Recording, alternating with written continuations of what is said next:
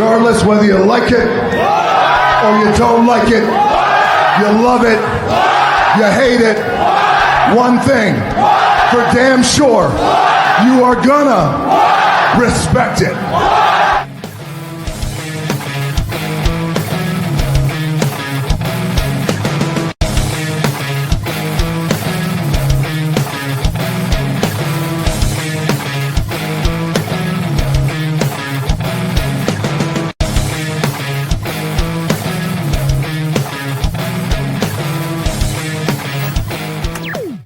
It's Wednesday night. You know what that means. It's AEW Dynamite Review.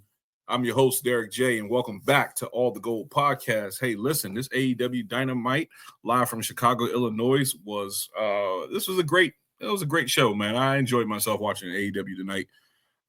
Had a lot of nice had a couple good matches, and I was really excited about some of them. This is their Beach Break television special, so let's get right into it. First match of the night, Will Ospreay, Hangman Adam Page versus Josh Alexander and Konosuke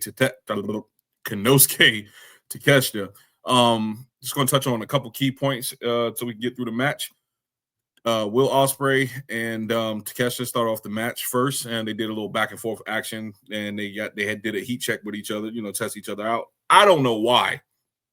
Because basically they had one hell of a match a couple weeks ago that I really enjoyed on Dynamite not that long ago. I think it was right after WrestleMania weekend. They had that match. It was a WrestleMania weekend before WrestleMania. Anyway, they had one hell of a match a couple weeks ago.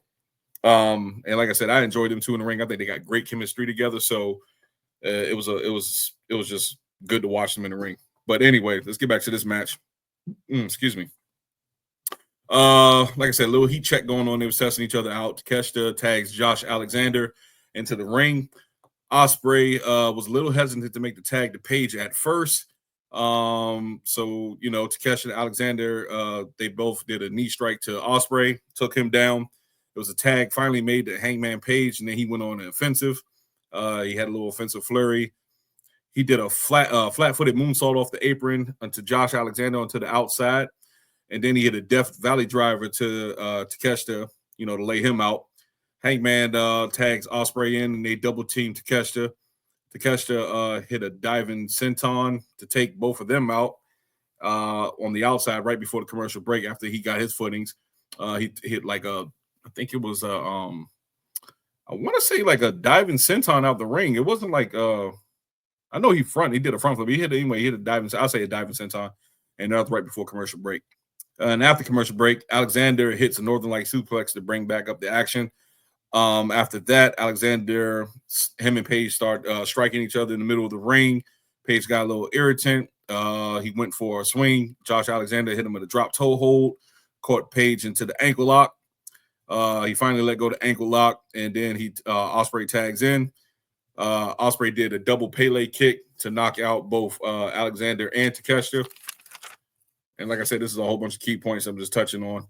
Hangman Hangman hits the Orihara moonsault to the outside of off the apron to the outside to hit Josh Alexander to lay him out. Ospreay then hits a twisted senton to Takeshita to take him out. Alexander basically caught. I think Will Ospreay went for a springboard, and then he caught him with I thought he was going to do some type of reverse inverted AA. Or attitude adjustment, whatever we want to call it, like a fisherman suplex, but he caught him. Then he hit like a modified Blue Thunder Bomb, but he threw Will Ospreay, and Ospreay hit the ground, hit the mat pretty hard. So I thought that was telling right there. Then actually, after he got his bearings, he got back up, and then Takeshita hit him with an actual Blue Thunder Bomb, and that laid him out. So they started brawling after he picked him up and started brawling in the ring. Ospreay hit Poison Rana to Josh Alexander and took him down. He did two Oz cutters, one to Alexander and one to Takeshita. Hangman finally tags himself in. And then Hangman and Page go at it because they started getting a little irritant with each other. They started going at it. After that, they hit a buckshot lariat combo with the hidden blade. That was crazy. Knocked his headpiece off. So, it was a good match overall, man. And after that, they took the pin. They got the pin on Josh Alexander. And then they had a little spat after the match. The ref had to break it up, and they looked, You know, they were just staring at each other, staring down. And I guess they're getting ready for a Double or Nothing this upcoming week. Not this week, but the following week. So, yeah, man, like I said, good match overall. I really enjoyed this match. Like I said, I love to see Ospreay and Takeshita go in the ring because they have great chemistry together. Hangman, he was good to see in the ring tonight. And Josh Alexander actually held his own. So I really like this match. So big ups to them guys. The next segment, we have a recap of Samoa Joe, Jon Moxley, hyping up their beef for tonight's cage match. I was looking forward to that match too, and we're going to get into that later on. Alicia was backstage with Top Flight, and she was interviewing them. Dante Martin was fed up and calls out MJF for the attack that he did on them last week. And Darius Martin, he had a cooler head, and he called out the Hurt Syndicate about the tag titles.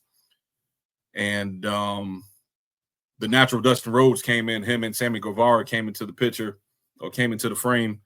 And, you know, they are the Ring of Honor World Tag Team Champions, and says that they will be watching closely with the winner of that match. So after that, we go to, excuse me. And before I go that, like I said, I told you I'm the worst damn engineer on the planet. But let me show you this, that I did have the picture of Ospreay Takeshita, Hangman Page, and Josh Alexander right there. I do apologize. Should have had that up.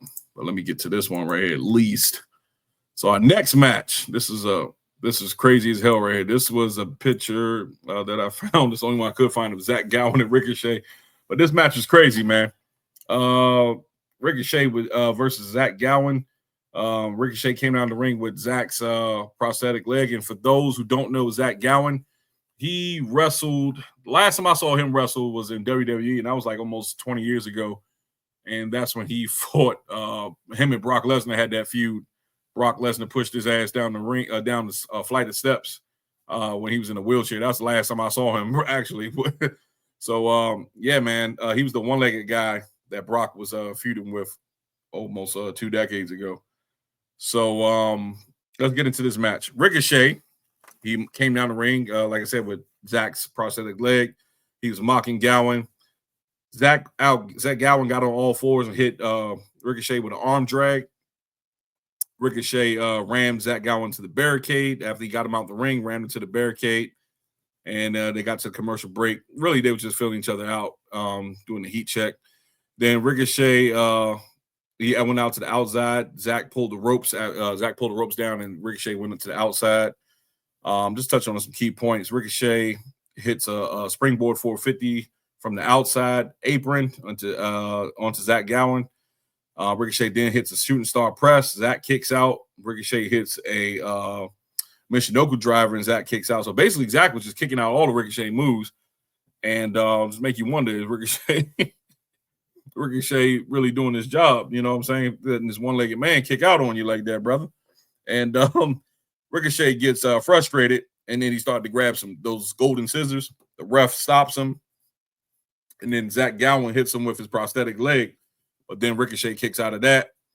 And then finally, Ricochet hits the spirit gun for the win. So it really wasn't that much to go off of. This was just like, I would say, a filler match from last week. They just basically giving Zach a nostalgia pop, I guess. You know what I'm saying? Like, just playing off of what they did last week.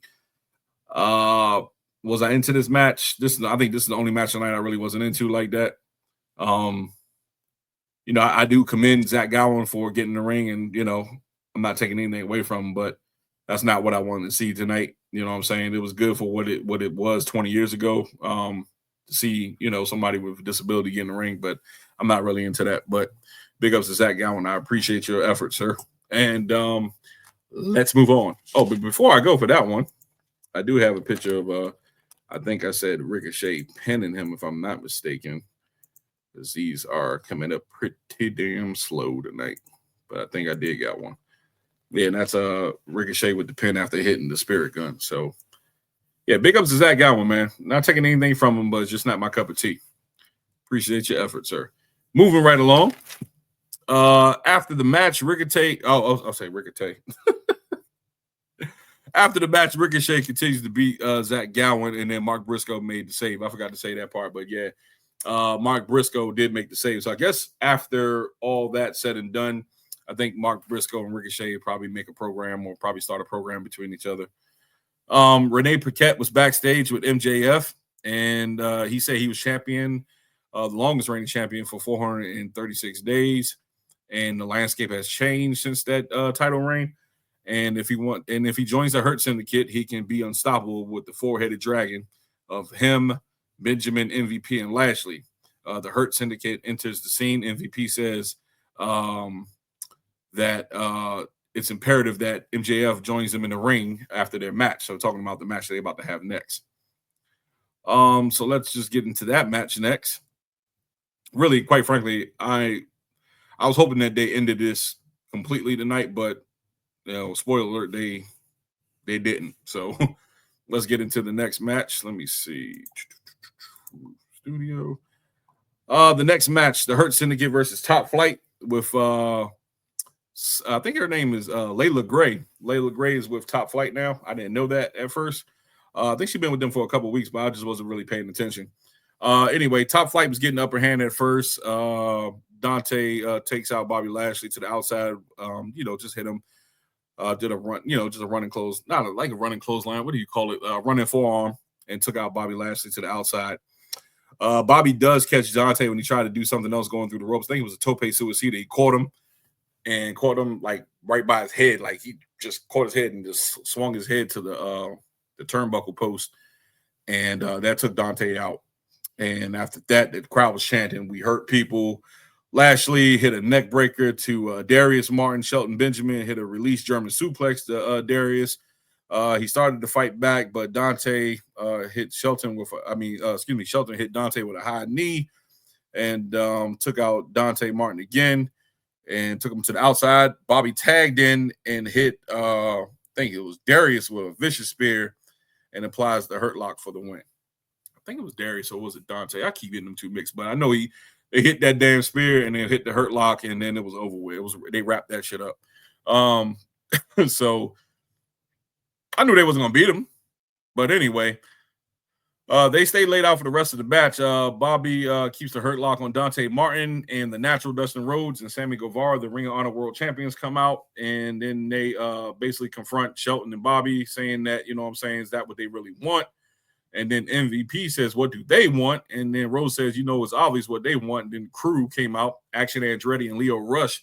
Then they interrupt saying that they want a shot at the tag team titles. Dustin says they have to learn respect. MVP said, that's enough. I heard enough of you guys playing the old guy and the young guys. Y'all going back and forth. And the winner of their fight from Collision between Crew and Rhodes and Guevara gets the title shot at All In. Not at All In, a Double or Nothing. So yeah, overall, man, I think that was it was a quick squash match. It wasn't really that long to me. It was like a squash match. It wasn't that long of a fight. I knew Top Flight didn't really have a chance against the Hurt Syndicate.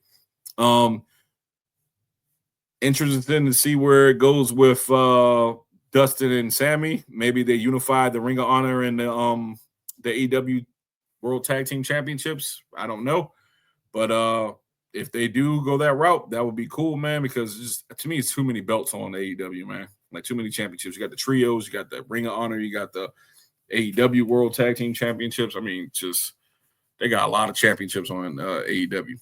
But anyway, let's get back into it. That was that match right there. So then the Hurt Syndicate, right? The Hurt Syndicate was shown in the ring, and they told they was telling MJF to bring his ass out there.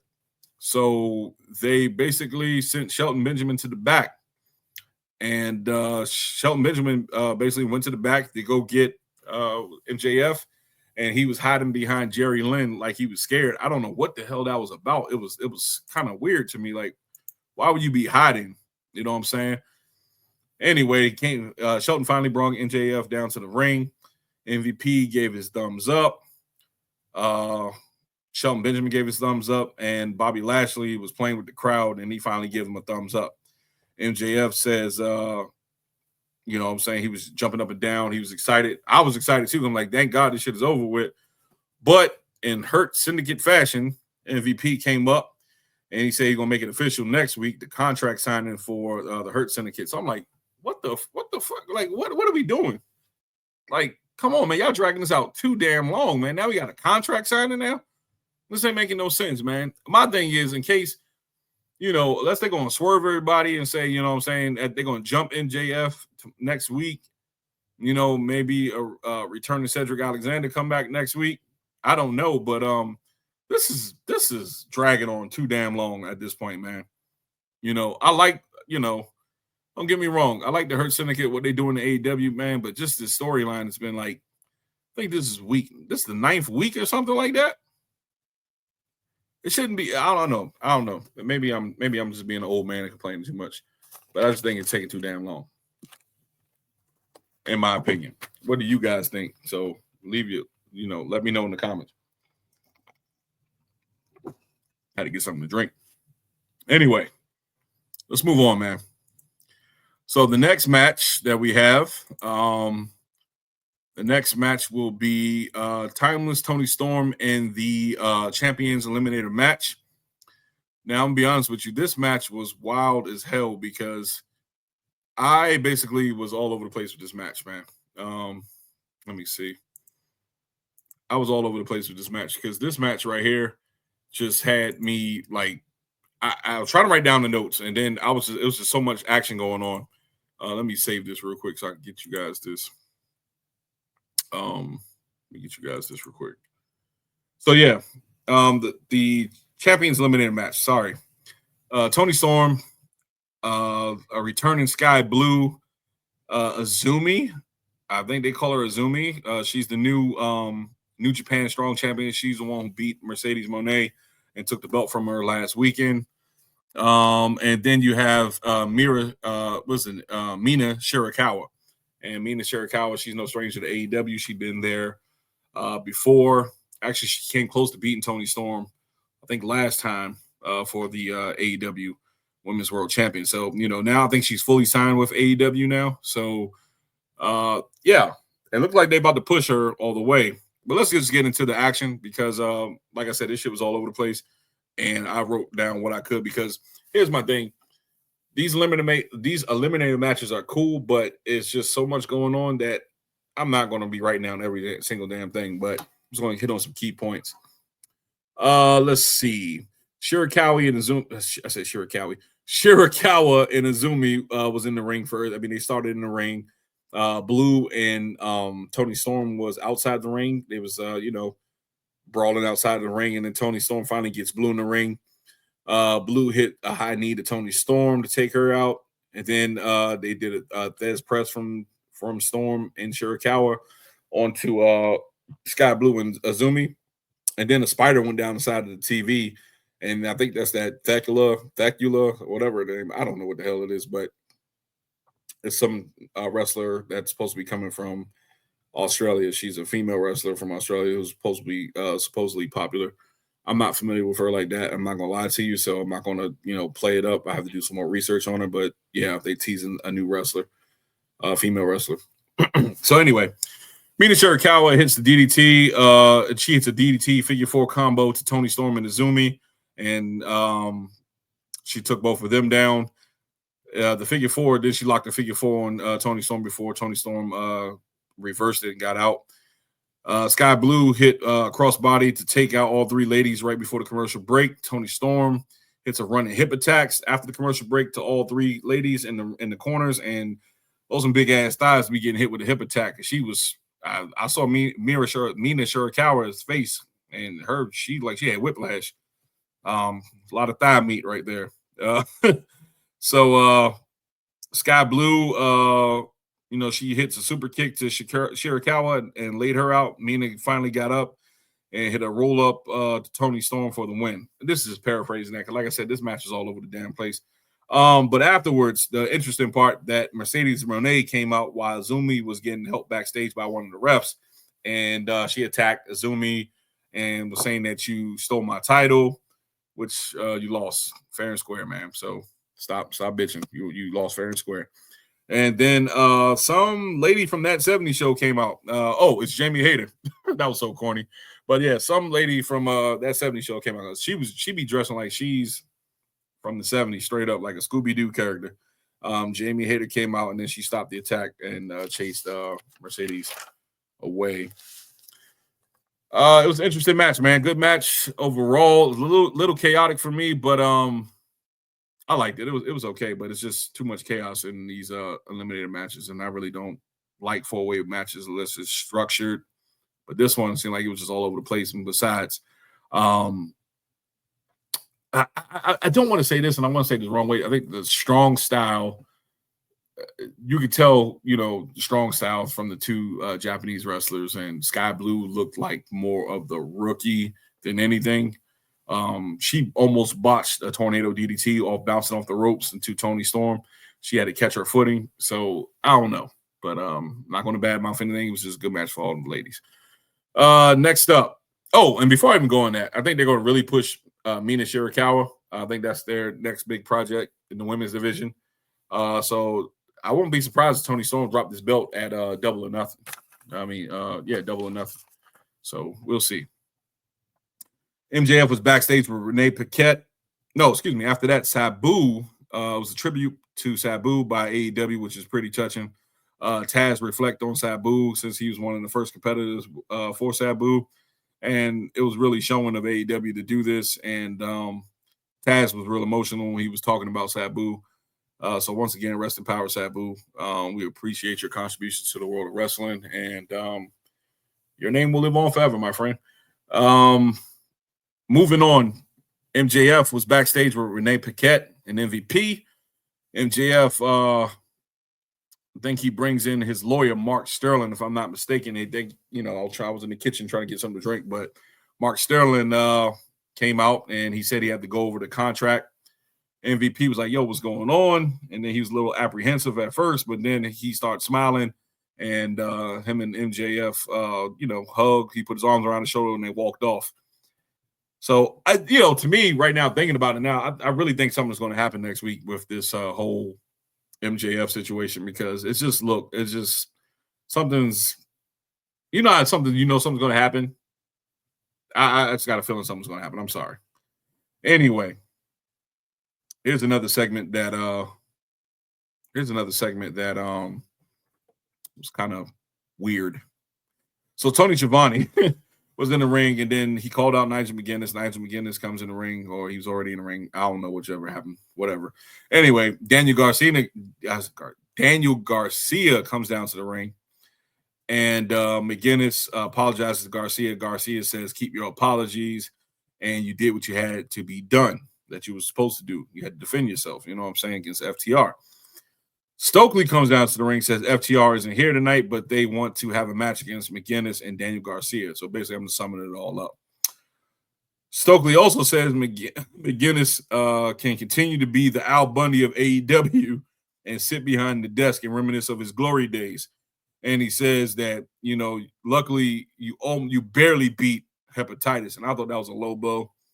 I don't think that was called for, because it's a known fact that Nigel McGuinness is battling like hepatitis. I think it was hepatitis A, or I don't know which one it is, but hepatitis is pretty serious, you know what I'm saying? Especially when you're dealing with blood and stuff like that. So I think that was a low blow, man. You shouldn't have to put that out there for nobody, man. Could have went a different route. But anyway, FTR came from behind and attacked Daniel Garcia and Nigel McGuinness. Tony Schiavone moved out the way. Then Daddy Magic came for the save with a crowbar. And, like I said, this segment was pretty weird, because it looked like at one part of the segment that Daniel Garcia, I guess he was trying to figure out what to say next. And it looked like Tony Schiavone nudged him to like, hey, this is the line, to bring it back to his remembrance, because he was looking at Nigel McGuinness, but like he was just pausing, like he was stuck. And Tony had to do something. I think he tapped him. My wife kind of pointed it out too, like he tapped him or something. But anyway, it was just a weird segment overall. And I think it was a low blow from Stokely to say what he said about McGuinness. But hey, I don't want anybody being like, oh, you're soft, Derek. You know what I'm saying? You shouldn't be calling it, it's just wrestling. Sometimes, some certain shit is not called for. You know what I'm saying? Like, they could have found to win another route. But, it is what it is, man. All right, so getting to the last match of the night, because I'm gonna roll right through this image file. Let's get that up here.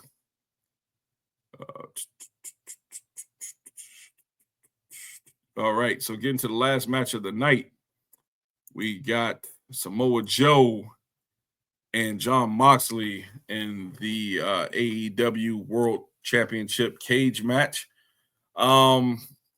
Basically, I'm just going to run right through this, man. It was hard strikes from Joe and Mox to start the match off. Joe throws Mox to the cage.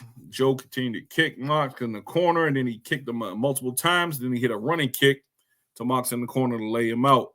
Mox finally gets up and gives Joe the middle finger, and then he kicks Joe in the back of the knee. They was brawling back and forth after that, and there was a commercial break.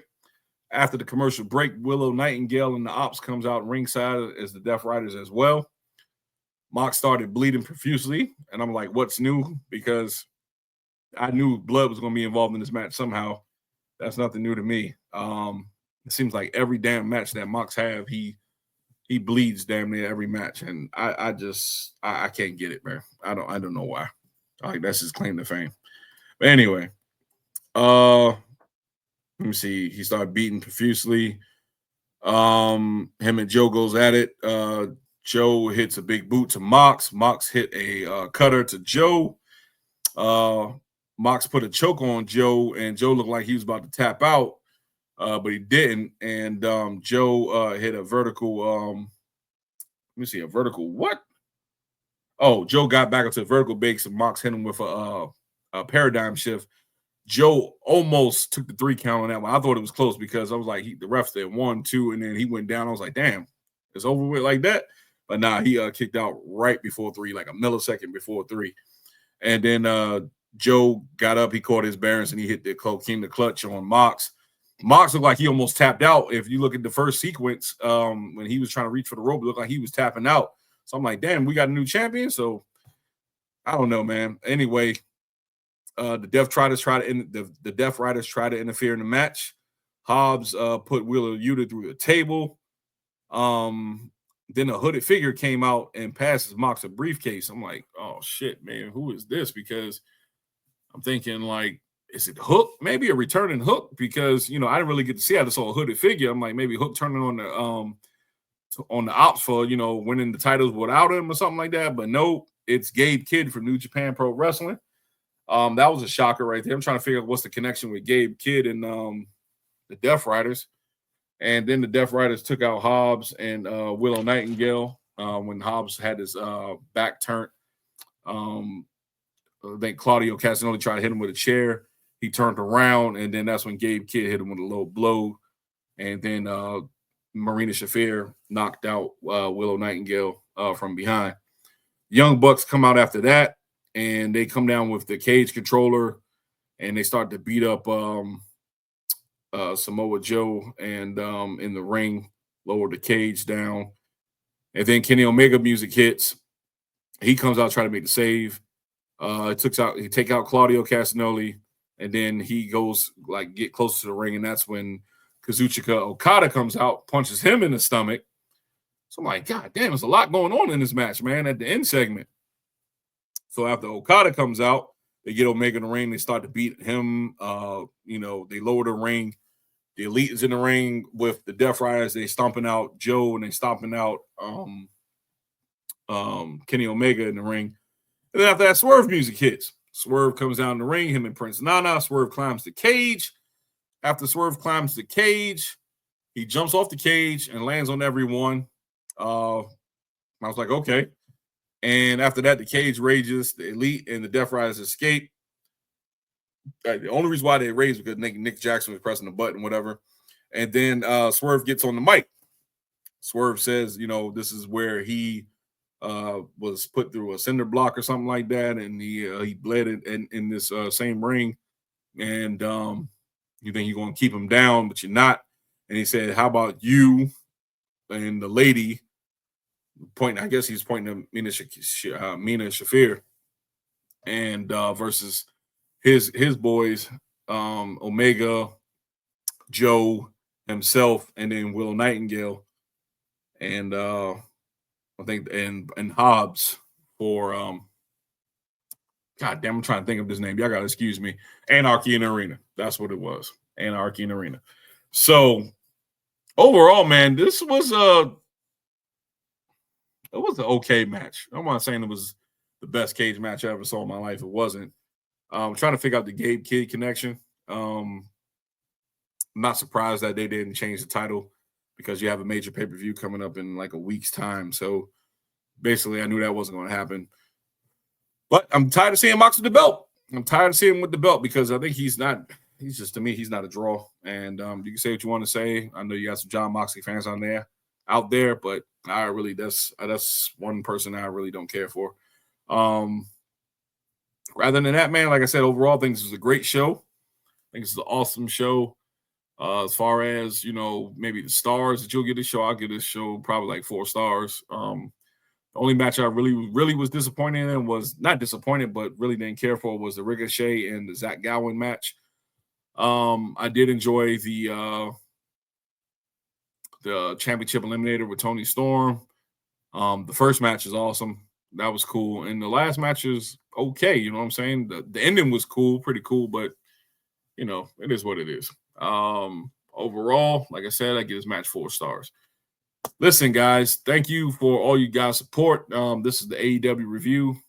Coop will be back Friday live, and we will be reviewing, WWE SmackDown live right after SmackDown. And yeah, man, we got what, Saturday night's main event? Something coming up. I don't know. But anyway, I gotta look at the schedule. But yeah, we'll be all right, guys. And we will let's see where we at right now. As far as our viewers. Okay, give me a second. Yeah, give me a second. Right now, currently on YouTube, we are sitting at 782 subscribers. So listen, we need you guys' support, man. We need you to like, share, subscribe. Please leave a comment in the comment section. If it's something that you disagree with, let me know. I will gladly read it out for you or read your comment. Like I said, we work hard, man. We only been doing this for 2 months, so we're trying to keep our momentum going. Like I said, in 2 months' time, we got 782 viewers. We love you guys. We just, like I said, we love everyone. You know what I'm saying? Leave your comments. We just try to have fun on this channel. And guess what? I'll see you guys Friday, man. Peace.